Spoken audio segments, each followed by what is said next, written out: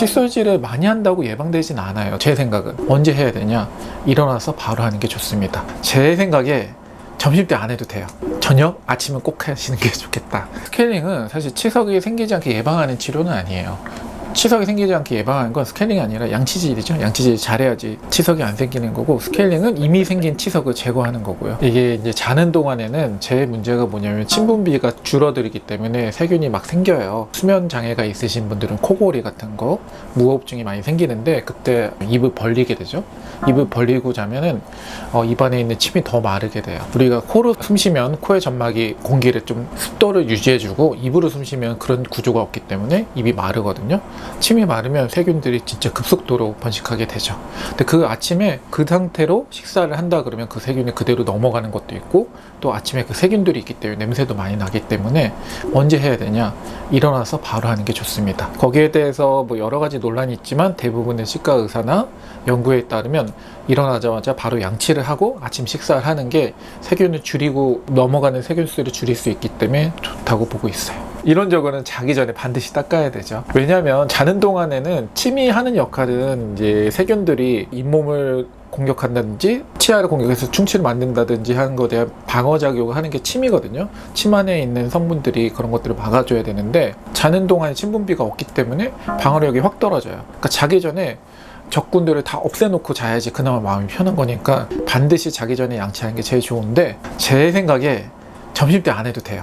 저녁, 아침은 꼭 하시는 게 좋겠다. 특히 자기 전에 가장 문제가 되는 거는 자면서도 혀는 움직이거든요. 치아랑 치아 사이, 잇몸 안쪽 이런 데는 특히 이제 세균 번식이 많기 때문에 자기 전에는 양치질만 하면 되는 게 아니라 치실이나 치간 칫솔, 물 나오는 워터픽 같은 거 같이 쓰시면 좋겠죠. 치아의 기능 성분은 크게 세 가지거든요. 불소는 충치를 예방하죠. 그 다음에 CPC라고 하는 염화세틸피리디늄은 잇몸을 좀 건강하게 해주는 잇몸 질환을 치료하는 약재고, 마지막으로 염화플로오늄, 실인이 예방하는 성분, 이렇게 세 가지 성분이 있는데 셋 다 조금 더 입안에 남아있을수록 효과가 좋긴 해요. 치약에 들어가 있는 계면활성제 자체가 독하지 않기 때문에 득실을 따준다면 저는 너무 많이 헹구는 건 권하진 않고, 그냥 가볍게 한두 번 헹구는 것만으로 충분하고, 논문에 따르면 양치를 하고 그냥 뱉어내기만 해도 치약 성분이 남아있어도 인체에 유해하거나 그런 건 없다고 나와 있습니다. 결론적으로 너무 세게 헹굴 필요는 없는데, 내가 뭐 충치도 없고 그렇게 잇몸 질환이 나쁘지 않다 그러면 내가 많이 헹구고 싶으면 많이 헹구셔도 상관은 없습니다. 그렇지만 이론적으로는 가볍게 한두 번 헹구는 게 좋다, 그렇게 알고 계시면 됩니다. 양치질을 많이 했을 때 생기는 문제가 잇몸이 퇴축된다든지 치아가 마모되는 건데, 너무 뻣뻣한 칫솔모를 쓴다든지 잘못된 방법으로 양치질을 한다든지 그럴 때 많이 나타나는 거예요. 칫솔모는요 너무 뻣뻣할 필요는 없어요. 뻣뻣한 게 필요한 시기에는 좀 어릴 때는 왜 그러냐면 잇몸 질환 거의 없어요. 어릴 때는 특히 이제 치아 사이사이보다도 치아에 이제 씹는 보면 골짜기가 있잖아요. 거기 음식물이 박혀서 충치가 생기는 게 문제인데, 그거를 제거하려면 아무래도 부드러운 것보다 좀 뻣뻣한 게 잘 제거하겠죠. 그래서 이제 어릴 때는 뻣뻣한 칫솔모를 쓰는 것도 괜찮은데, 우리가 성인이 된다면은 그 골짜기가 많이 메꿔지기 때문에 음식물이 잘 안 껴요. 그래서 그냥 사이사이 끼는 건 치실로 빼야 되고, 일반적으로 부드러운 칫솔모를 쓰는 것 자체가 잇몸에나 치아에 훨씬 더 좋거든요. 그래서 뻣뻣한 칫솔모를 쓰는 거를 줄이고 부드러운 미세모를 쓴다면은 치아의 마모는 그렇게 많지 않고, 두 번째로 치아를 이렇게 위아래 말고 옆으로 닦는 거는 치아의 제일 약한 부분인 치아 목 부분을 마모시킬 수 있기 때문에 그건 좀 안 좋아요. 그래서 그런 두 가지만 조심한다면 칫솔질을 많이 한다고 해서 마모가 많이 되진 않아요. 물론 하루에 뭐 10번, 20번씩 한다 그러면 마모가 더 될 수 있는데, 이런 게 다 의미 없는 게 칫솔질을 많이 한다고 예방되진 않아요. 제 생각은.